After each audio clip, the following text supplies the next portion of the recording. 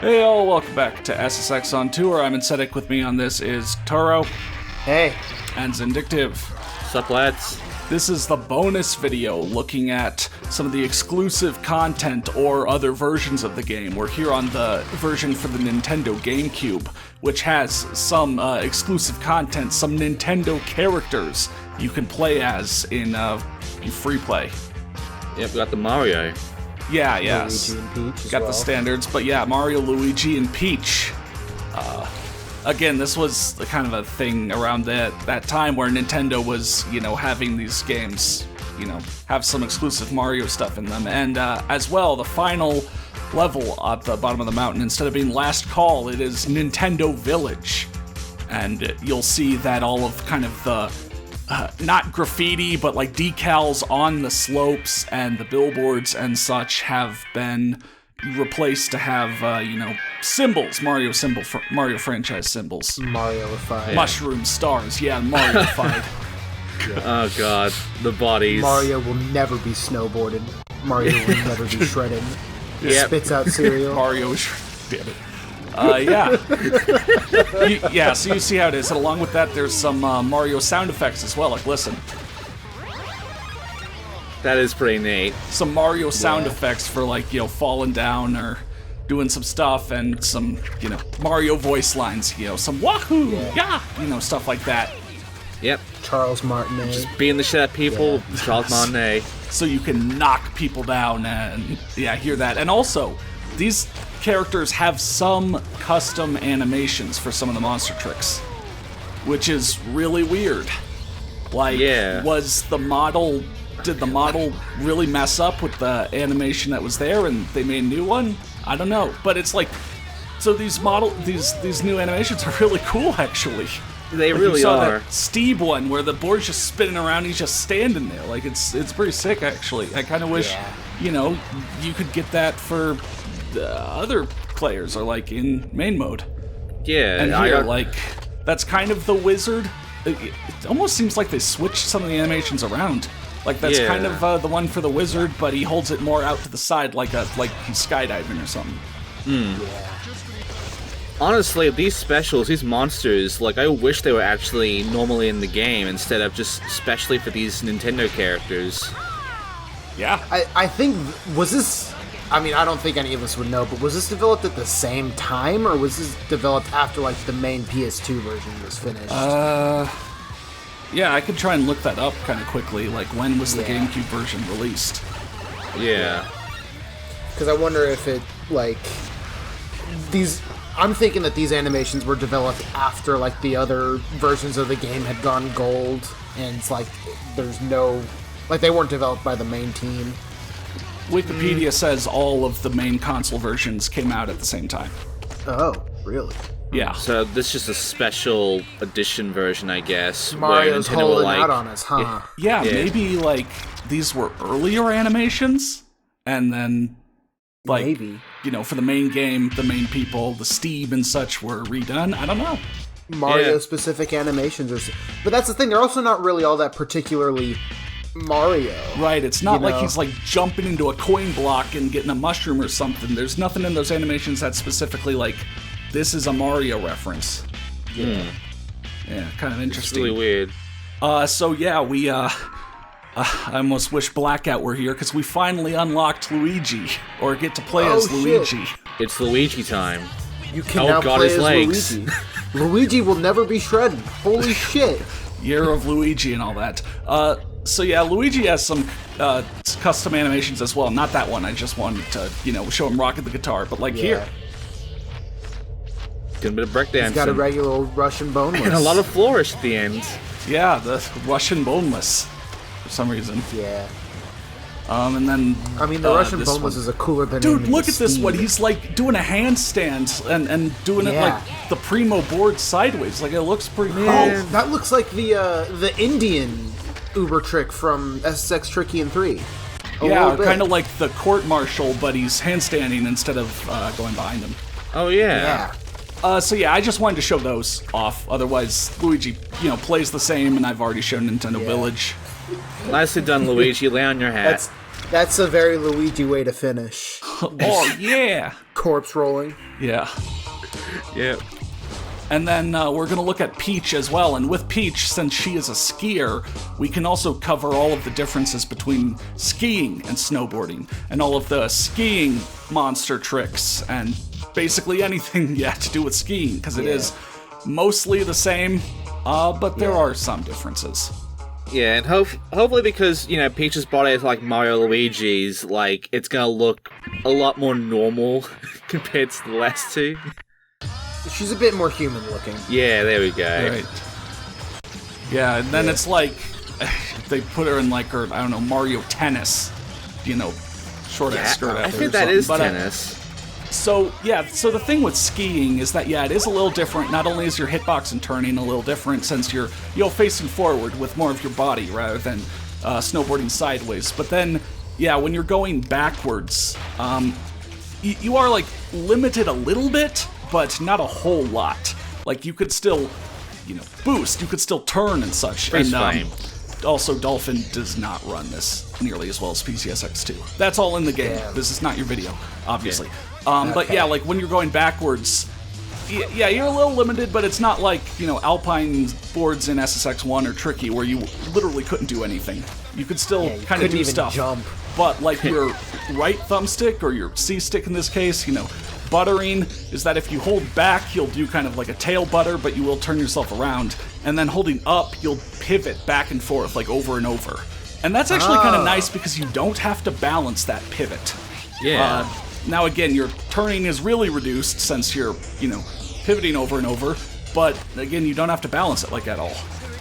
Then also here along the way, we're looking at all the different, monster tricks. Started out first with just the in one direction, and now the full 8 kind of such. Yeah. Yeah. It's pretty neat, honestly, even though it all looks kind of similar. Like, it all starts to mash together a bit. Yeah, again, of my favorites are where, like, there's really a more defined pose. Like that one where she, like, again, kind of rotates, so she's sort of, sideways and holding one ski, like, above the back of her head or neck. And or that one where she's sort you'll see, of like, especially when I start spinning and flipping around now that I've shown them all, and doing multiple, that's where I'll say the same sort of thing where they all really look kind of like a dance of just flailing about and, sticks and limbs and all that. Just her season out a bit. Yeah. I mean, there is, with her, you've also got some, Peach giggles or whatever. God, she's just fucking killing people right now. And then she's just, Jesus Oh my god. Yeah, she looks more similar, but when she's ragdolling around, it's like, oh my god. Oh my god. What have we done? Oh, fuck. Yeah, but I mean, like, Turo, when we talked about skiing before, and, like, with the monster tricks and sort of set up, I kind of consider it less than the snowboarding ones, but you had a higher opinion. Yeah, right? I like the way they look. I sort of dig the whole flailing of limbs thing, even if they're a bit harder to tell them apart. I just think they kind of look cool. Like, the more things you're flipping around, the, like, more complicated and stylish it looks, in my opinion. It does. But I can see why silly. It looks a bit much. Yeah, like, again, with really flipping and spinning while doing them, the snowboarding monster tricks still hold kind of what they are. You can still kind of tell what they are through all of the spinning and flipping a little more than the skiing ones. Yeah. And maybe it's just that I have less experience with the skiing ones, Yeah. Like, there are some cool looking ones, like the one I mentioned, or, I don't even know how to describe it, the one where kind of almost, again, looks like you're skydiving and holding the skis behind you in like an X. I guess it's kind of weird how a bunch of the monster tricks, you'll keep one ski on your foot and then do something with the other ski. But not do something Like with that both. one. Yeah. Well, so she's getting ready to beat the shit out of you at both her skis sometimes. Yeah. Yeah. Just getting the battle pose. Batter up, bitch, batter up. Yeah. You're racing at like maximum speed and then you just punch someone out and it's just a cute little Oh god. Yeah. Some of her voice lines do just in this game. Yeah, It's something, alright. Yeah, they're a bit much. Whoa. She's telling everyone to run to the hills, I guess you could say. Yeah. Yep. Run for your life. Uh-huh. I don't know Iron Maiden. But all again, that it's much. not like skiing is, a second-rate annoying add-on. It's again mostly the same. Like it feels mostly the same. It's like if you just wanted to do something different, you're pretty much going to get a similar game, but just a little different, which is probably what you're wanting. Right. Like if you're wanting like an entirely like different gameplay experience, you're not going to get that. You're not getting that now. Yeah, like, this is kind of cool how the skiing, like, works and such in this game. It's just, it can look a bit awkward and silly, so I feel like that's just, like, skiing in general, I guess. I mean, they had 5 years of developing natural-looking snowboarders and 2 years developing natural-looking skiers, assuming they immediately went into this game knowing they wanted to have skiers. Right. Yeah, like, I guess you could think, how much effort was put towards making, skiing all really good, comparing to some of the issues we saw with the game. But I don't know. Like, that seems kind of pessimistic. I also see you found some tech. Yeah, I just found out this bridge at the end. Hey, I'd like to think my audience is mature enough, Yeah, I found out this bridge at the end, like, you won't lose your balance on it, so... Yeah. God, there's so many upskirt shots. My fucking god. You didn't even really get many points for that. You got like 6,000 points for that. That's the one I was trying to describe. Yeah, like, that one does look like cool. a pretty stylish. Yeah. I'm sure the audience, they got a lot out of this. Outside the store. I like to imagine when you knock someone down, like they fucking fall over and they peel themselves off the snow and they're like, "Hey, wait, was that Princess Peach?" Was that Princess Peach? Yeah. Okay, so we're also in this video going to look at the PlayStation Portable version of the game, which is a really interesting version, different enough to really kind of be its own version because it is a hybrid, really, of SSX 3 and the console versions of SSX on Tour, in that it is basically SSX 3, like the physics, the gameplay, the levels, the Ubers, but with SSX on Tour's aesthetic and sort of visual design, and then sort of its setup when it comes to the tour and what your single player is. Yeah. Huh. Yeah, and soundtrack, obviously. Yeah. It's on Tour's soundtrack. Too. We don't have no Goldfinger in SSX 3. They were unfortunate. Yeah, but they're here now, and they're our everything. So, yeah, this is basically just SSX free and On Tour put together for the PSP, and yet it's still called On Tour, this whole comic book style going on. Right. Yeah. And you will be able to do boards and skis, like in one, I'll just say playthrough. It's not that you pick one, get locked into it, but here you see the kind of different collections of events. And again, it is sort of on tour-y in a way that you will be playing the same sort of, levels over and over in the different kind of formats where they're very similar to each other, like, qualify in one of the first two heats, move on to the third, or this one is your best time across the two, or, kind of things like very similar styles, but you saw how many events you'd have to do in each. Like, you saw there were 3 events and then, 6 tiers. So you see how much, is literally ahead of you. But, hey, here's happiness.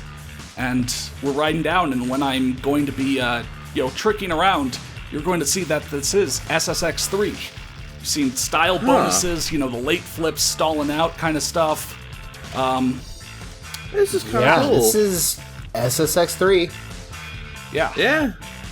You even got your butters. You're doing some sweet butters. You've got snowflakes. Yeah. Though again, they've been, kind of redesigned to have the style and look over at the, boost bar and the letters you have to fill out. It's not super uber, it's SSX on tour. Yeah. But I'm guessing there's some kind of fun. catch here because this is the PSP and its controls were kind of limited. Oh yeah, I'll get more into that. It's rough. Every button has to do multiple things. But so that was the Jib-O. They're the Uber tricks from SSX 3. So let's imagine, does that mean, are there the monster tricks from SSX 3? The answer is yes. Though they all have new names. of course, because the monsters back in SSX3 console, were named after the bands or artists that were on the soundtrack, so of course they got new names. But yeah, like, it's same Ubers, same monsters, at least on a snowboard. Though it is kind of interesting, you're seeing that it's not doing the whole level 1, level 2 thing, where like you have level 1 1-footer Ubers. Instead, it's just, your level 1, when you're filling out tour, it's just one of the main Ubers. And then when you fill that out and are working on SSX on, that same button is going to be a different of the main Ubers from SSX3. Yeah. So it is kind of weird. It's like, oh yeah, I'm doing the Jibbo, and then you do 4 of those, and suddenly you're doing like the hand-in-hand instead. Yeah, It's that's kind of weird, but I don't mind it so far.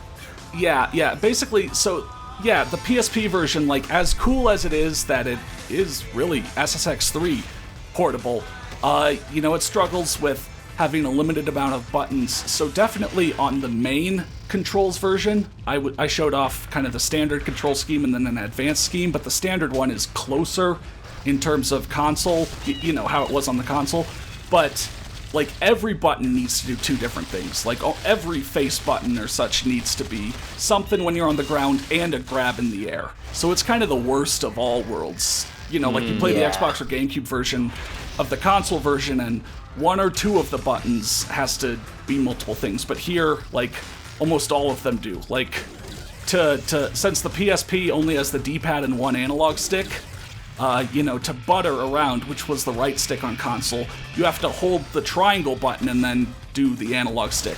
Well, the triangle button's also a grab, so if you're buttering around and you get any airtime at all, your guy starts a grab and you'll crash. Yeah, You're trying to butter.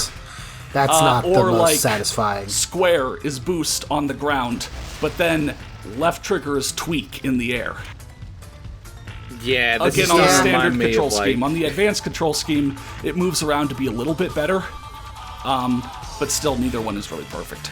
Yeah, that Yeah. control scheme kind of reminds me of the Tony Hawk handheld games and just how buttons kind of had like 2 different options, one for on the ground, one for in the air. It's kind of weird. And it's strange because the original Xbox, it does have just the 2 triggers, kind of like the PSP, but they copy more of the GameCube control scheme because you have your face buttons and your right trigger in the air do grabs, and like on the Xbox, any combination of those will do a grab, like a different grab, like a 3-button grab, square, triangle, right trigger. On the PSP doesn't do anything, unlike on the Xbox version. And my theory for that is that the PSP, like, UMD is about the same size as a GameCube disc, so I'm thinking that this is more of using that code base as like a port for Yeah, it follows the GameCube version. Yeah. In that, more limited amount of grabs, your standard, 4 single buttons, but then only like nose and tail for double buttons. But like, also look, there is skiing in this game, and the Uber tricks are basically the ones from On Tour there. And so this is kind of a look at, answering that question of what if there were the Uber tricks, monster tricks from On Tour, but without like the slowdown and the changing camera. You won't get that answered on the snowboard, but yeah, here on the skis, here are the Ubers without any of that extra stuff. Though they've all been renamed to follow, the naming of the Ubers from snowboard. But that means that, hey, they're the same monster tricks as well. You just have to kind of figure out what turning corresponds to front side or back side, and, do the Uber like called the G-Money and do the equivalent of front side 540, and you'll do that monster trick. So it's kind of cool, though it is kind of odd, because again, like, the monsters in On Tour were based around, like, slowing you way down, like, in the air and giving you a whole bunch of extra time. So I'm definitely not used to kind of the length of these tricks when you're just going through the air with none of that. It's a lot harder for me to go, like, okay, how long is this trick going to be compared to, all the Ubers I've played SSX3 with for years and years. Yeah. I am noticing there's no, like, whole slow down, oh shit, here comes the big trick sort of thing going on like in the console game. It's all just sort of normal speed. That also kind of means, like, hey, which of the Ubers did the 4, kind of level 1 skiing tricks turn into, and which of them did, like, the level 2 longer ones? I don't know. But I have noticed that, like, for the longer ones, it does seem to, like, skip that kind of what the animation would be of you first doing just, the trick stick to one direction. Oh, kind of part of On like Tour. It skips the level 1 part of the Uber. Yeah, it does allow itself to line up better. Yeah. Alright. But yeah, that's, like, really, really interesting. I mean, just because, like, they got it to work back with kind of SSX 3's everything. And I guess it was kind of the same physics engine, but again, with now, all of that kind of interesting other things you could try, like stalling out or, late flips, spins, da-da-da. Yeah. It's just unfortunate about the whole, PSP control thing. Yeah. Yeah, if you still have, like, a PSP and you want to, play portable games on it, and you haven't given this one a try, yeah, it's definitely, worth a shot. It's obviously, is harder than the console version. Yeah, it's also kind of unfortunate that you're not doing, like, a full Let's Play on this, but I'm guessing it's just mainly, like, SSX free. Yeah, I think it would become, like, I'm still redundant. Basically showing the same things. Yeah, redundant. Yeah. It would get into podcast mode very quickly. Yeah. I mean, yeah. But, so here's the thing. These challenges, the challenges menu, are basically the big challenges from SSX3. And so you can kind of figure out what level each one is. They all have new names, but you can kind of figure out what level each one is by looking at his challenges, since they correspond so kind of one-to-one. Like, oh yeah, grind the fence and knock the billboard down at the end of that line. This is easy going in this game, but that was Snow Jam in SX3, so easy going is what Snow Jam's called. Yeah, in terms of levels, there's almost every level from 3 in this game. The only ones I think that are not there are Intimidator and Metro City. So, like, 3 of the 5 racing levels, but then all 3 of the slopestyle levels, all 3 of the big airs, all 3 of the backcountries. I'm not 100% sure about the half-pipes, but, like... I remember Perpendiculous is in this game, because I do remember then playing if that one's there, then I think all 3 of those would be there. Yeah. Like, it's most of the levels, again, missing 2 of the racetracks, but, and obviously the tracks don't, combine, and you can go down one and go into the next one, but... I'd expect that. I wouldn't have expected this version to be able to keep that. Yeah. Still, though, go ahead, sorry. Still, it's pretty cool that all of the stuff is in this game, for PSP game, even. Yeah. Yeah. I guess, though, it does also follow On Tour in that you create your own character. Yes. True. Yeah, so you're not playing as, one of the characters from 3, and it's kind of weird, the progression in this game. One, the way you unlock new Uber tricks is by completing more challenges. But, like, I don't know, a certain kind of challenge will influence a certain, button combination or whatever. And then the way, like, okay, so I got a new Uber trick for Stalefish right there. You will never be able to go back to a previous set of Uber tricks that got overwritten. What? So... like, let's say your base nose grab, it's not in this case, but your base nose grab is like the Madonna, and that's cool, you like that. You do enough of these and you unlock a new nose grab, Uber trick, whatever. Your Madonna has now been overwritten with possibly something that's longer and has a worse monster trick, and that you wish you could switch out, but you can't. So, like, that's a big kind of negative, actually. Without knowing it, you will graduate out of, perhaps, Ubers you like, and be stuck with Ubers you don't want as much. You can't customize your tricks? No, you cannot customize your Uber trick layout. Oh, God. Yeah. That's, like, one of the changes where it's kind of like, why? Also, you can't change your level 1 and level 2 Ubers. Like, you can't exchange them in any way. Right. Like, for example, the Madonna is a level 1 Uber in this game. So that means you have a maximum of 4 Madonnas and a maximum of 4 Stone Ages to do in one run. I remember even when you have it, you'll lose it soon as you fill out tour, you know. Yeah. What I remember, the fuck? like, when I was playing this game, I would actually, like, ration out my level 1 Uber so I would get my Stone Ages in, like, at the most optimal times. And eventually, that it wasn't fun doing that. Yeah, it's... Yeah. You know, it sounds like, whoa, great, it's basically SSX3 but portable.